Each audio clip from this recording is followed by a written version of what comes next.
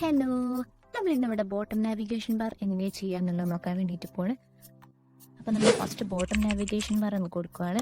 അത് നമ്മൾ കണ്ടെയ്നറിലാണ് ചെയ്യുന്നത്. അപ്പോൾ നമ്മൾ കണ്ടെയ്നറിന് എഴുതിയതിന് ശേഷം നമ്മൾ ബ്രാക്കറ്റ് ഓപ്പൺ ചെയ്ത് കൊടുക്കുകയാണ്. അത് നമ്മൾ കളർ കൊടുക്കുകയാണ്. കളേഴ്സ് ഡോട്ട് ബ്ലാക്കാണ് ഞാൻ ഇവിടെ കൊടുക്കുന്നത്. നിങ്ങൾക്ക് ഇഷ്ടമുള്ള വേറെ ഏതെങ്കിലും കളർ അപ്ലൈ ചെയ്ത് നോക്കാം.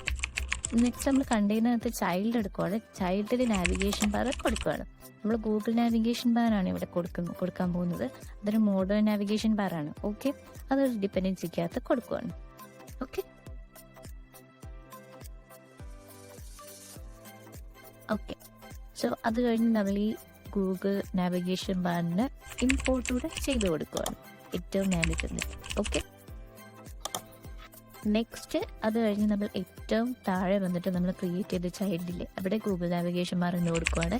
അവിടെ ഗൂഗിൾ നാവിഗേഷൻ ബാറിൻ്റെ ഷോർട്ട് ഫോമാണ് ജീനാവ് എന്ന് പറഞ്ഞ് കൊടുക്കുന്നത്. അത് കഴിഞ്ഞ് നമ്മൾ ബ്രാക്കറ്റ് ഓപ്പൺ ചെയ്തിട്ട് അവിടെ ടാബ്സ് അതുകൂടെ കൊടുക്കുകയാണ്. ഓക്കെ, അത് കഴിഞ്ഞ് നമ്മളവിടെ ഐക്കൺസ് അപ്ലൈ ചെയ്ത് കൊടുക്കണം. അപ്പോൾ നമ്മൾ ജി ബട്ടൺ എഴുതി കഴിഞ്ഞിട്ട് അവിടെ ഓരോരോ ഐക്കണായിട്ട് നമ്മൾ അപ്ലൈ ചെയ്ത് കൊടുക്കുകയാണ്. സോ നമ്മൾ ഫസ്റ്റ് വൺ കൊടുക്കുന്ന ഐക്കണ് ഐക്കൺസ് ഡോട്ട് ഹോമാണ്. അതിൻ്റെ കൂടെ തന്നെ അതിൽ ടെക്സ്റ്റ് കൂടെ ആഡ് ചെയ്ത് കൊടുക്കുകയാണ് ഡബിൾ കോട്ട്സിനകത്ത് ഹോം എന്ന് പറഞ്ഞിട്ട്. ഓക്കെ,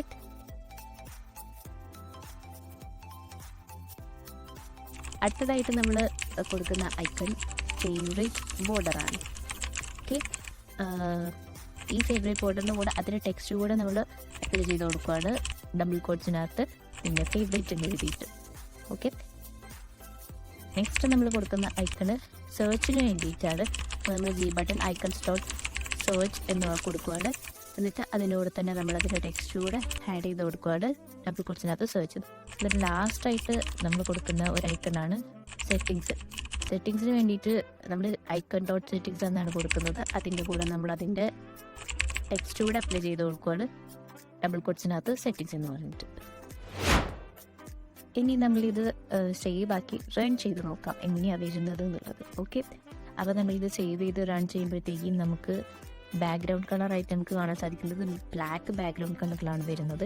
കാരണം നമ്മൾ ഐക്കണിൻ്റെ കളർ അവിടെ ബ്ലാക്ക് ആണ് കൊടുത്തിട്ടുള്ളത്.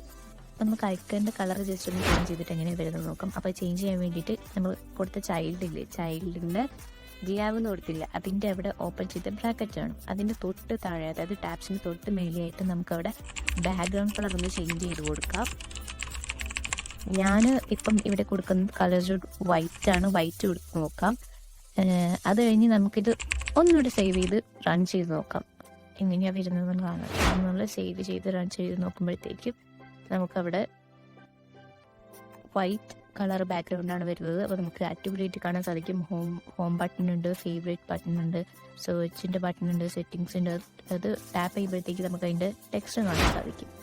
ഓക്കെ, ഇനി നമുക്ക് ജസ്റ്റ് ഒന്ന് ബാക്ക്ഗ്രൗണ്ട് കളറിൻ്റെയും ഐക്കണിൻ്റെയും കളർ നമുക്ക് ജസ്റ്റ് ഒന്ന് ചേഞ്ച് ആക്കി കൊടുക്കാം. അപ്പോൾ ഞാനിവിടെ ബാക്ക്ഗ്രൗണ്ട് കളറും ഐക്കണിൻ്റെ കളറും ചേഞ്ച് ചെയ്യണം. ഐക്കണിൻ്റെ കളർ വൈറ്റ് എന്നാക്കി കൊടുക്കുകയാണ്. ബാക്ക്ഗ്രൗണ്ട് കളർ ബ്ലാക്ക് ആണ്. നിങ്ങൾക്ക് ഇഷ്ടമുള്ള കളർ കോമ്പോ ചെയ്തിട്ട് ഇങ്ങനെയാണ് വെറൈറ്റീസൊക്കെ നോക്കിക്കളയാം കേട്ടോ. ഓക്കെ, അത് കഴിഞ്ഞ് നമ്മളിത് സേവ് ചെയ്യുമ്പോഴത്തേക്കും റൺ ചെയ്യുമ്പോഴത്തേക്കും നമുക്ക് അടിപൊളിയായിട്ട് കാണാൻ സാധിക്കും. പക്ഷേ നമ്മൾ ക്ലിക്ക് ചെയ്യുമ്പം, അതായത് നമ്മളവിടെ ബട്ടണിൽ പ്രസ് ചെയ്യുന്ന സമയത്ത് നമുക്കത് ബ്ലാക്കിലോട്ട് തന്നെയാണ് പോയിക്കൊണ്ടിരിക്കുന്നത്. വൈറ്റ് ആയിട്ട് തന്നെ, പക്ഷെ ക്ലിക്ക് ആക്കുമ്പോഴത്തേക്കും ബ്ലാക്കിലോട്ട് പോവാണ്. അപ്പം നമുക്ക് അതൊന്ന് ജസ്റ്റ് ചേഞ്ച് ചെയ്ത് കൊടുക്കാം. ഇതിന് വേണ്ടി നമ്മൾ ആക്റ്റീവ് കളർ കൊടുക്കുകയാണ്. അവിടെ കളേഴ്സ് ഡോട്ട് വൈറ്റ് എന്നാണ് കൊടുക്കുന്നത്. നെക്സ്റ്റ് നമ്മൾ ഓരോന്ന് ടാപ്പ് ചെയ്യുമ്പോഴത്തേക്കും അതിൻ്റെ ബാക്ക്ഗ്രൗണ്ട് കളർ ഒന്ന് നമുക്ക് ജസ്റ്റ് സെറ്റ് ചെയ്ത് കൊടുക്കാം. അപ്പം നമ്മളവിടെ ബാക്ക്ഗ്രൗണ്ട് കളറായിട്ട് കളേഴ്സ് ഡോട്ട് ഗ്രേ എന്ന് കൊടുത്ത് നോക്കുകയാണ്.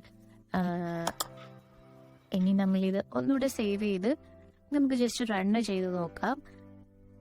ഓക്കെ, അപ്പോൾ ഇത് സേവ് ചെയ്ത് റൺ ചെയ്യുമ്പോഴത്തേക്കും നമുക്ക് ഔട്ട്പുട്ട് കിടിലനായിട്ടാണ് വന്നിട്ടുള്ളത്.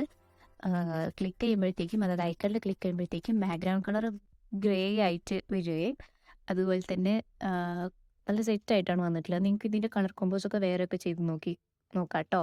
ഓക്കെ ഓക്കെ ഇനി നമ്മൾ ഓരോന്ന് ടാപ്പാക്കി കൊടുക്കുമ്പോഴത്തേക്കും അത് നമുക്ക് ഔട്ട്പുട്ട് ശ്രദ്ധിക്കുമ്പോൾ കാണാം ഫുള്ളായിട്ട് കവർ ചെയ്യണം. അതായത് ഗ്രേ കളർ നമുക്ക് കാണാം താഴെ മേലേക്ക് മുട്ടി നിൽക്കുവാണ്, ഫുള്ളായിട്ട് കവർ ചെയ്യുവാണ്. അപ്പോൾ നമുക്ക് അതൊന്ന് ജസ്റ്റ് ഒന്ന് മാറ്റി കൊടുക്കാം. അതിന് വേണ്ടിയിട്ട് നമ്മളിവിടെ പാഡിങ് സെറ്റ് ചെയ്ത് കൊടുക്കുകയാണ്. ഹൊറിസോണ്ടലായിട്ടും വെർട്ടിക്കലായിട്ടും സെറ്റ് ചെയ്യുവാണ്. അപ്പോൾ കണ്ടെയ്നറിനാണ് നമ്മൾ ഈ പാഡിങ് ഒന്ന് സെറ്റ് ചെയ്ത് കൊടുക്കുന്നത്. ഓക്കെ, അപ്പോൾ അവിടെ നമ്മൾ പാഡിങ് കൊടുത്തു കഴിഞ്ഞതിന് ശേഷം അവിടെ ഹൊറിസോണ്ടൽ 16 വെർട്ടിക്കൽ 20 ആണ് കൊടുക്കുന്നത്. നിങ്ങൾക്ക് ജസ്റ്റ് ഇഷ്ടമുള്ളതൊക്കെ കൊടുത്ത് നോക്കാം കേട്ടോ, കുഴപ്പമൊന്നുമില്ല. നമ്മളിവിടെ ജസ്റ്റ് കൊടുക്കുന്നതേ ഉള്ളൂ. ഓക്കെ, ഇനി ഇത് നമ്മൾ ജസ്റ്റ് സേവ് ചെയ്ത് റൺ ചെയ്ത് നോക്കാം. നമുക്ക് ജസ്റ്റ് നോക്കിക്കളയാം. റൺ ചെയ്യുമ്പോഴത്തേക്കും ആഹാ ഇത് അടിപൊളിയായിട്ട് വന്നിട്ടില്ലേ നോക്കൂ, കണ്ടോ, താഴെയും മേലെയും കുറച്ച് സ്പേസ് വിട്ടിരിക്കുന്നുണ്ട്. ആ ഗ്രേ കളർ അവിടെ ഇവിടെ മുട്ടാണ്ടാണ് നിൽക്കുന്നത്. ഓക്കെ, സോ നെക്സ്റ്റ് ഇനി നമുക്ക് ശ്രദ്ധിച്ചാണ് നമ്മൾ ടാപ്പ് ചെയ്യുമ്പോഴത്തേക്കും അതിൻ്റെ കളർ കുറച്ച് വലുതായിട്ട് കുറച്ച് ലാർജ് ആയിട്ടാണ് വരുന്നത്. അപ്പം അത് നമുക്ക് ചെറുതാക്കി കൊടുക്കാം, ഒരു കുറച്ചൊരു വൃത്തിക്ക് വേണ്ടിയിട്ട്. സോ അതിനും നമുക്ക് എന്താക്കാം, ഒരു ചെറിയൊരു പാഡിങ് അപ്ലൈ ചെയ്ത് കൊടുക്കാം.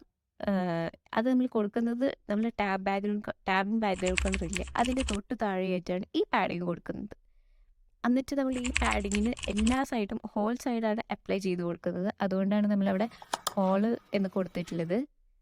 ആൻഡ് നമ്മളിവിടെ കൊടുക്കുന്നത് പാഡിങ്ങിന് 16 ആണ് കൊടുക്കുന്നത്. ഇനി നമുക്കിതൊന്ന് ജസ്റ്റ് റൺ ചെയ്ത് നോക്കാം. റൺ ചെയ്യുമ്പോഴത്തേക്കും അടിപൊളിയായിട്ടാണ് വന്നിട്ടുള്ളത്. നോക്കൂ, നിങ്ങൾക്ക് ഈ കളർ കോംബോ ചേഞ്ച് ചെയ്ത് കൊടുക്കാം. നിങ്ങൾക്ക് ഈ സെറ്റപ്പും കാര്യങ്ങളൊക്കെ ജസ്റ്റ് ഒന്ന് ചേഞ്ച് ചെയ്തിട്ട് ഔട്ട്പുട്ട് എങ്ങനെയാണ് വരുന്നത് നിങ്ങൾക്ക് ഇഷ്ടമുള്ള രീതിയിൽ ചേഞ്ച് ചെയ്ത് നോക്കാം കേട്ടോ. ഞാനിവിടെ ഇങ്ങനെയാണ് കൊടുത്തിട്ടില്ലെന്നേ ഉള്ളൂ. അപ്പം എന്ത് അടിപൊളിയായിട്ട് വന്നിട്ടില്ലേ നോക്കൂ, ഒക്കെ കറക്റ്റായിട്ടാണ് വന്നിട്ടുള്ളത്. ഇനി നമുക്ക് 16 പകരം ജസ്റ്റ് 12 ഇട്ട് കൊടുത്ത് നോക്കാം. ഒന്നുകൂടെ ചെറുതാക്കാം, നിങ്ങൾക്ക് ഇഷ്ടമുള്ള പോലെ ചെറുതാക്കി വലുതാക്കുകയും ഒക്കെ ചെയ്യാം. 12 ഇട്ട് കൊടുക്കുമ്പോഴത്തേക്കും നമ്മളിതൊന്ന് വീണ്ടും റൺ ചെയ്ത് നോക്കുമ്പോഴത്തേക്കും ചെറുതായിട്ടാണ് വരുന്നത്. ഇനി നമുക്ക് നോക്കാം, ഒന്ന് ടാപ്പാക്കി നെക്സ്റ്റ് അടുത്തത് ടാപ്പാക്കുമ്പോഴത്തേക്കും അവിടെ ചെറിയൊരു ഗ്യാപ്പ് അല്ലെങ്കിൽ ഒരു ഡിഫറൻസ് വേണം, എന്നാലേ കുറച്ചുകൂടെ വൃത്തിയിൽ നിൽക്കത്തുള്ളൂ. അപ്പം അതിന് വേണ്ടിയിട്ട് നമ്മൾ ഗ്യാപ്പ് 6 എന്ന് കൊടുക്കുവാണ്. ഇത് വേണേ കൊടുത്താൽ മതി, കൊടുത്തില്ല എന്ന് ചോദിച്ചാൽ കുഴപ്പമൊന്നുമില്ല, ഇച്ചിരി ഭംഗി കൂട്ടാന്നേ ഉള്ളൂ. അപ്പം അത്രയേ ഉള്ളൂ. ഇത് നിങ്ങൾ ഫ്രണ്ട്സിനൊക്കെ ഷെയർ ചെയ്ത് കൊടുക്കുക. നമ്മൾ അക്കൗണ്ട് ഫോളോ ചെയ്യുക, അതേപോലെ save four later. Thank you.